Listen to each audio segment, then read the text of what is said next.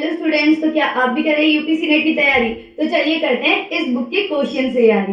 तो पहला क्वेश्चन मेरे सामने और आपके सामने स्क्रीन पर है, जिसमें पूछा गया है कि 27 एल्यूमिनियम 13 में कितने इलेक्ट्रॉन, प्रोटॉन और न्यूट्रॉन है।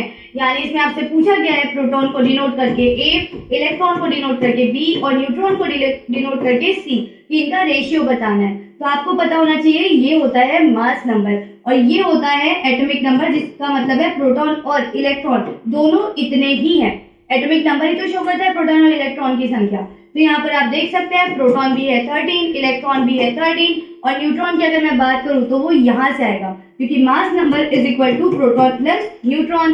तो जब मैं मास नंबर की बात करती हूँ तो अगर आप इस तरीके से कैलकुलेट करेंगे तो आपको न्यूट्रॉन मिल जाएगा 14, यानी 27 माइनस 13 करने से आपको 14 मिलता है। तो आंसर हो जाएगा 13:13:14, दैट इज बी। अब आते हैं अगले क्वेश्चन पे। नेक्स्ट क्वेश्चन में पूछा गया है कि CO से आइसो इलेक्ट्रॉनिक स्पीशीज कितनी है, यानी कार्बन मोनोऑक्साइड की जो स्पीशीज है उसका इलेक्ट्रॉन जो है वो इनमें से किसके बराबर है। तो आपको पता है कि एटॉमिक नंबर भी इलेक्ट्रॉन को ही दर्शाता है। तो जैसे कार्बन का एटॉमिक नंबर है 6, ऑक्सीजन का है 8, यानी इनमें इतने ही इलेक्ट्रॉन्स है, टोटल इलेक्ट्रॉन 14।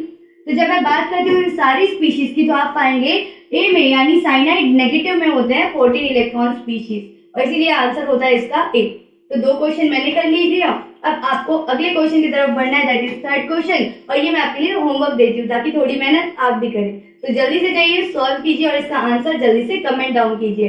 तब तक के लिए अपना ध्यान रखिए। I wish you all the very best. Bye bye, take care.